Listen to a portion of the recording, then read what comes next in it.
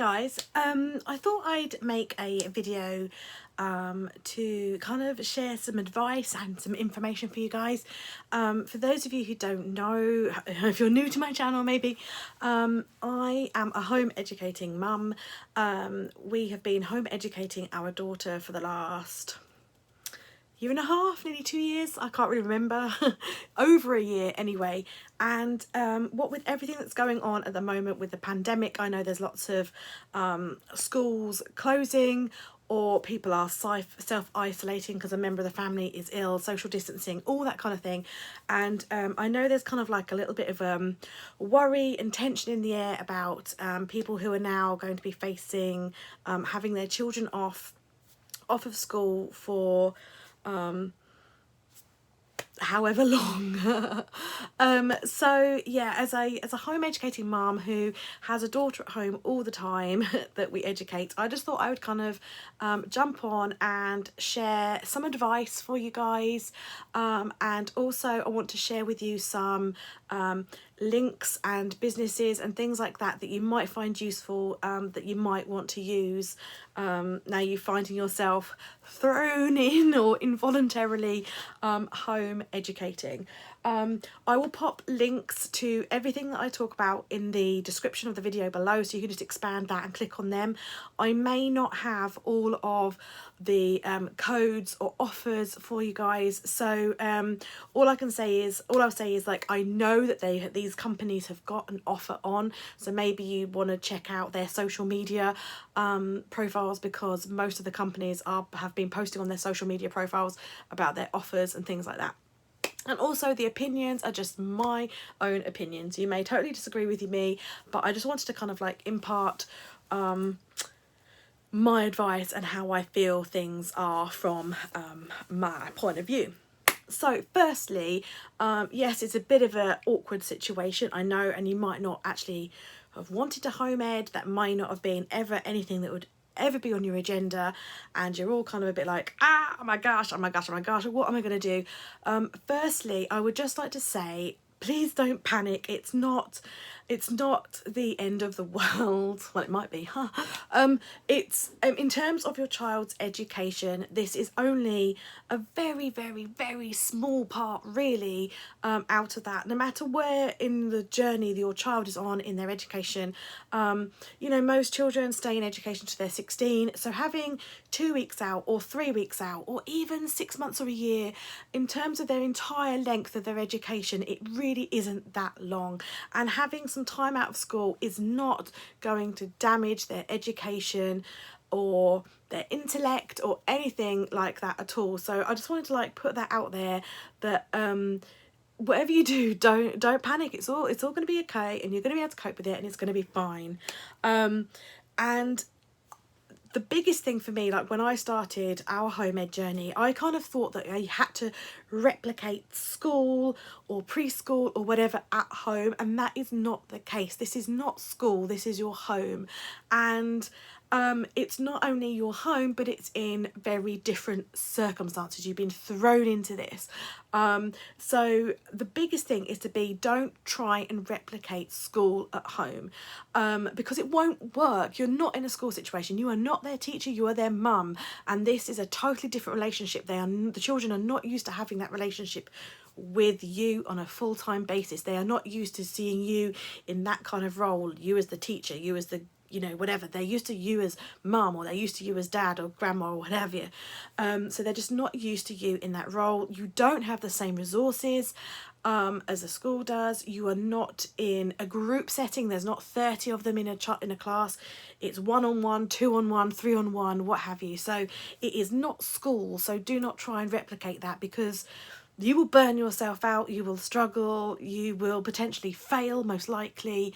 It's not school, it's home ed. And for us home edders, one of the reasons we like home ed is because it is not school, and we can do things the way that we want to do. And that means rearranging your day, rearranging your structure, and having a bit more flexibility. So my daughter wakes up anywhere between 5 a.m. and 6:30 a.m. Usually the average is 6. And so there's a whole host of day ahead of us.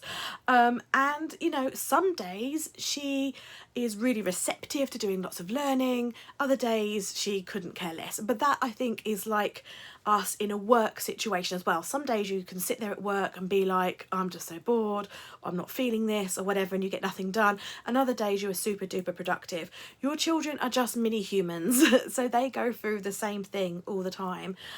Some children will work better first thing in the morning, some children will work better in the evening. And the beauty of home editing is that you can find, you know, you can try and find that rhythm and work with that. Don't try and be like, right, it's 9 o'clock, we're going to start school now. It's 3 o'clock, we're going to finish school. Try and ditch any form of timetable. The beauty of home educating is that you don't have to have a timetable. You can work to your own rhythm. You can work to suit you. And also, when you break down how much work children do at school, it's probably not as much as you think it is. By the time they've done register, assembly, if they're a bit older, by the time they've moved from one class to another class, they've been given instruction at the start of it. You know, if you blocked each thing down into an hour, by the time they've been given instruction, got their materials out, packed up, cleaned up, all that kind of stuff, they probably don't have as much time of the actual learning or the education bit of it as you think. So whilst they're out of the house from 9 till 3, they're probably not actually doing that much more work. A lot of people in the home ed community think that if you broke it all down, you're probably looking at 2 or 3 hours of dedicated work. So, you know, what I'm saying is, don't feel like you've got to be slogging your guts out from 9 till 3, and don't get stressed at your kids or put pressure on yourself if, you know, the kids are not up at the dining table writing or doing work between 9 and 3, because you've got a whole day. You can just work it around yourself and be flexible, work it around when your children work best. But also take this opportunity to kind of like slow life down a bit. Kind of, you know, it is a different time, and children can be quite receptive to like panic and pandemonium, and, you know, it can be a bit of a traumatic experience for them suddenly having a total change in schedule, particularly if you've got a child who has additional needs. That kind of can be a bit upsetting and a bit worrying. So try and look at it from their point of view. It's a massive change for them as well. So cut yourself all a bit of slack and have some pajama mornings. You know, take it easy. Have some pajama mornings. Watch the films. Chill out a bit. You know, don't worry about, oh my gosh, I've got to start educating now.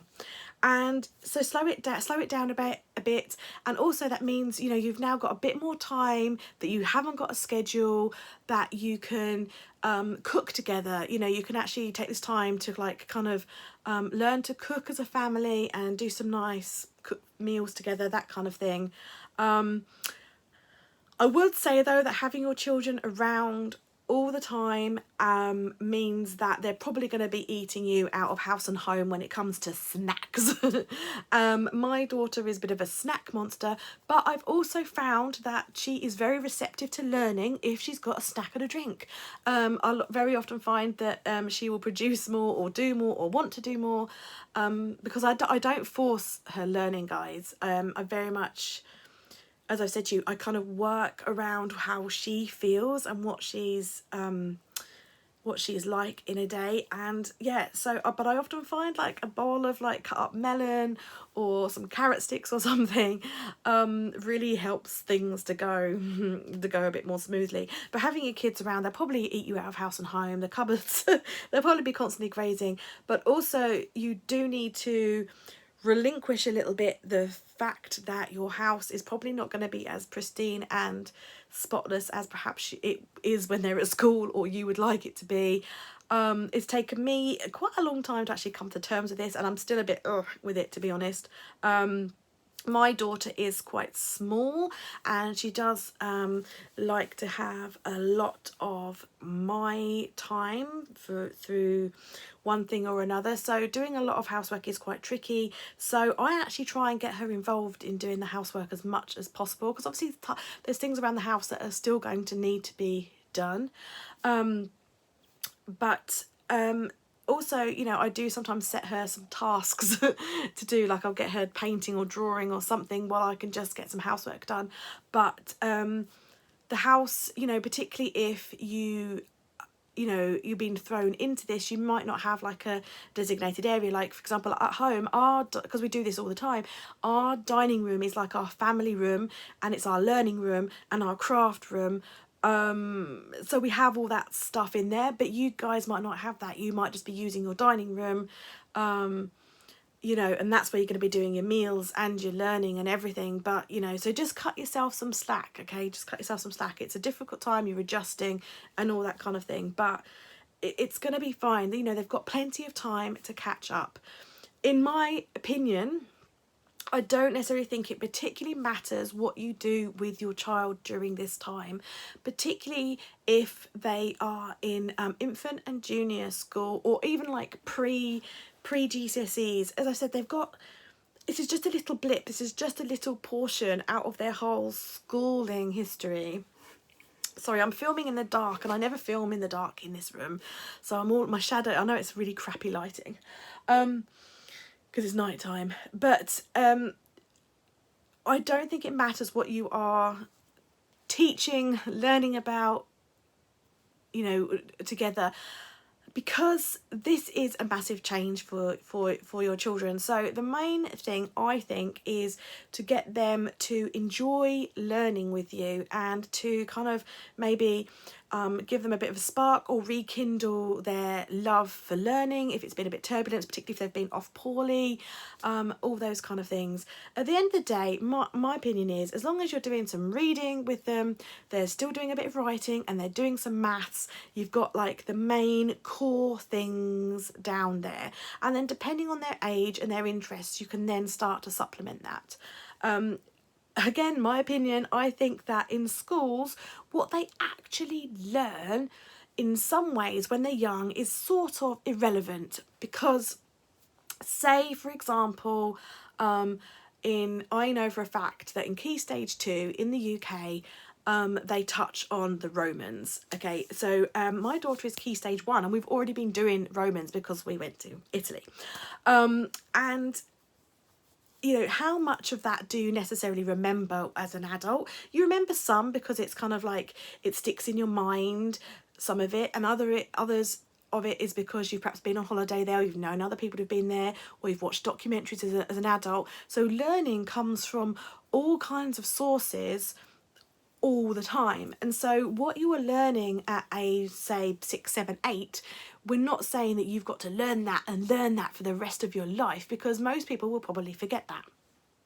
What I think goes on in school is that the topic is just something to spark your interest and to learn about. And like how I do it in our home ed situation is, I find a topic that my daughter is interested in, that's something that she's got that has like sparked her interest, and in that we try and as I say, do some reading around the subject. We try and do some writing, we do some crafts. What they call it now is like STEAM, which is science, technology, engineering, art and maths. I remembered it. So if you can try and get get some steam going in there too, that is great. If not, great. But I think part of what you do at school is all just preparing you, like in the early years, is preparing you for the later years. So it's building up your writing, it's building up your reading, it's building up your knowledge of how to research, knowing what to look for, that kind of stuff. So it's sort of like the foundation blocks, but as I said, there's still plenty of time. So if you're not covering everything, it doesn't matter. There is time to catch up on that sort of thing. But also you might find that you can kind of go deep with something. So for example, let's talk about the Romans, because that is something that we've very recently done. After we came back from Italy and I looked through everything that my daughter had done on the Romans, I suddenly realised that she'd got like this massive body of work, and it hadn't even felt like that, because we'd been enjoying it. Like we'd made Roman cakes, we'd found a Roman recipe, and we'd made clay things, and we'd made a cardboard coliseum, as well as like the written things and the reading things, and we'd suddenly amassed this huge body of work without even realizing it, because she was super into it. She was super interested in that subject, so we were able to go deep. And you might find that with your child, and you know your child better than anyone, so you could find a subject that they are like really interested in and kind of lead with that, and you know, go with that and try and kind of like delve deep, and as I say, like try and do some English, math, science, all that kind of stuff around that subject if you can. Pinterest, my friends, is where it's at. If you haven't got a Pinterest account, I would get one, and I would get on there and I would set up some boards. You know, find out what your child is interested in, and you know, have a discussion with them. If they're old enough to have a discussion, let them lead their learning. Have a discussion with them, find out what they're interested in. You know, if they've been doing something at school and they want to carry on with that, then that's great, you know. But you want to just hold the fort and make learning fun and interesting, and you know, and really get that spark from your children. So yeah, Pinterest is a really great one. I use Pinterest a lot, particularly for more of the like the recipes and the art and craft side of things. I'll adapt things I see. You know, some of the things will copy directly. Some of the things will adapt and change. And we, you know, I have a board and I'll sit down and I'll do stuff. But then together, you know, we'll sit on the sofa and we'll look through, and she'll be like, oh, I want to do that today, mummy, and stuff. So I let her lead like what she wants to do, because then she's interested in that, and she's gonna like, you know, really go for it. With that in mind, I would say definitely do what, like, so to recap my advice, definitely cut yourself some slack. It's a new thing for all of you. Slow life down a bit, have some PJ days, don't worry. Get loads of snacks in, don't worry about the messy house, and don't try and stick to a rigid schedule, and try and find something that sparks your child's interest and run with that. So in terms of resources and things that are available to you, as I said, Pinterest is an amazing, particularly for the recipes and the arts and crafts and things like that. So I definitely jump on Pinterest. If you are wanting to follow the curriculum still, you feel like my philosophy is a bit too hippy trippy for you, that's totally fine. My philosophy, our philosophy works. As I said, like, we've been doing this for 1.5 years now, and it has been adapted to suit our family. But if you still, well, actually, regardless of whether you want to follow the curriculum or not, I really do recommend Twinkle. We have a Twinkle subscription, and I use it all the time. It does have everything on there from the early years foundation all the way up to secondary. And as I say, I pay for like the ultimate subscription, so we can get access to all the worksheets, all the there's worksheets on there, there's PowerPoint presentations on there, there's games and apps, there's tons on there. There is absolutely tons on there. There is everything on there that, because Twinkle is a website used by schools and other educational institutions, so there is everything on there for the curriculum. And at the moment, I know if you go onto their social media, they are offering everybody, I think it's a 1 month free access to their site, which is really, really good. So even if you've been contemplating joining the home ed community, go and check them out. As I said, like, all the links will be in the description below. I cannot recommend Twinkle highly enough. I think it's a fabulous site. We don't necessarily use it all.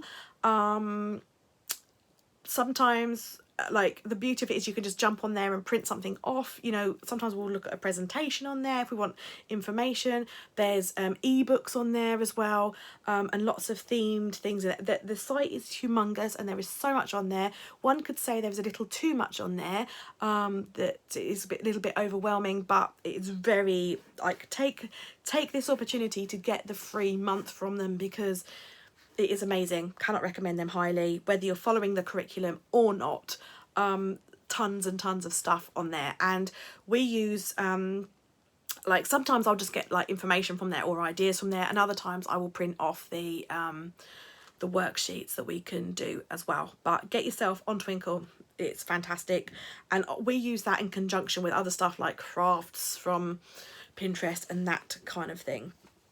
There are loads and loads of educational apps out there, both for Android and iOS. We use quite a lot of apps. The main apps that we use are for maths, and one of the maths apps that we use is called 1 Billion, and now I know that is only on iOS, unfortunately. Thoroughly recommend that for your infant children. That is really, really good. It's like a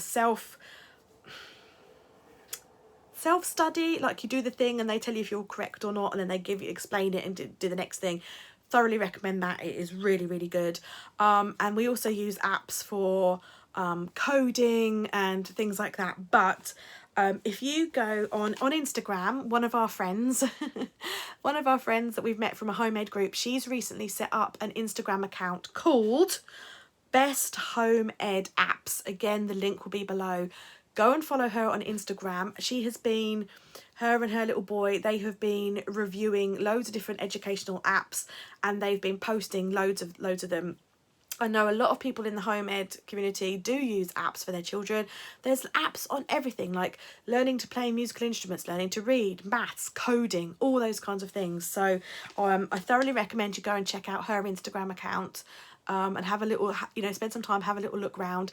Most people have got tablets these days, so yeah, and she always tells you whether they're for Android or iOS, so go and check that out. I also really recommend, so I've got a list, paw print badges. We are doing these quite a lot at the moment. My daughter used to, she doesn't do it so much now because she's getting older, but she used to watch Hey Dougie, and she was like, I want to earn badges like the squirrels do. And someone recommended me paw print badges. She is also in the rainbows, by the way. Paw print badges, so I recommend them. Basically, it's a website and they sell embroidery badges that, like scouts or guides or rainbows, that kind of thing. But the beauty of it is you can choose any of the badges that you want to work on and work on them, and you can self-lead it. They have challenge packs which are free, and they also have other free resources on their website as well, like word searches and colouring sheets and all that kind of stuff. But they have challenge packs which are free, and they are like a guidance, like a guideline to sort of tell you how you could earn the badge. So we kind of do a mix of following some of their guidelines on their challenge sheets of suggested activities. We do that, but then we also come up with our own, with a mix of, say, our own ideas, a mix of things we found on Pinterest, a mix of things we found on Twinkle, that kind of thing. If you follow me on Instagram, my artist, this is my artist life. I say that because not people might be new to my channel, but my art Instagram is Mrs. Brimbles, but my personal Instagram is The Whimsical Cloud, and on there I share like stuff going on in my personal life, but I share photos and things of our home ed journey, and I share quite a few of the things that we've done to that she's done. I say we because I do it too. And this is what you will find. You will probably rediscover your love for learning as well. Like, I'm really enjoying how much I'm learning as well. So yeah, you're welcome to follow me there and see what I do. But yeah, we use a mix. And then when you've done the tasks, when you've done as many tasks as you think your child has done to earn the badge, deserve the badge, you just go on the website and buy them the badge and give them the badge and do what you want with the badge. So yeah, really recommend paw print badges. I know a lot of home ed groups are not accepting people joining on Facebook that are going to be temporary. Obviously, like many other things, the home ed is a community that people have built up. They've built up friendships and all that, all that kind of stuff. not saying it's a closed-knit community, it's not, but obviously you can probably appreciate that there's a sudden influx of people that are home edding, and to kind of protect the little community and the members within that community, a lot of Facebook groups are not accepting new members. But I do know there is a Facebook group just literally for pandemic school closures that are now home edding. So I'm not a member of it myself because I don't need to be, but you may enjoy that. You might get a lot out of it. I don't know what people are posting in there, but I'm sure there's probably some stuff in there. I don't use this site myself, so I can't recommend it, but I know Scholastic, I know they're offering like some free membership to their site too. There's also quite a few curriculums out there that you might be interested in doing. Even if you don't continue home edding, you know, you could still run these things alongside what your children do at school. And one of the ones that I have purchased and we do, although we're not doing it at the moment because my little one wants to concentrate on her badges, but that is Exploring Nature with Children by Raising Little Shoots. I really do recommend that. That is a year-long curriculum, but the way it's designed, you can dip in and out of it as and when you want. You can do that week's theme or not. It's entirely up to you. And that curriculum has information about what's going on in like that particular theme about nature, encourages you to go out for a walk and do stuff in your nature journal. And then there's like additional exercises and things like that you can do around it, and I thoroughly recommend it, particularly as, you know, yes, you may be stuck at home, as in you can't go to groups and school and that sort of thing, but you can still get outside in nature because you can social distance yourself when you're out in nature. You don't really see that many people out in nature. So if you are feeling stir crazy or you have a love for nature or both, then I really recommend the Exploring Nature with Children curriculum. Really good. There's also Wild Maths. We haven't done much of that yet, but I did purchase it. But it's basically, as it seems, it's doing maths outside in nature. So that is a curriculum that I also recommend, Wild Maths. There's a curriculum called Blossom and Root. I haven't purchased it, but I do know a few people that have purchased it. I know a lot of people recommend the science portion of the Blossom and Root, but there are other elements of it too. There's also Year of Tales, which is a curriculum focused around Beatrix Potter.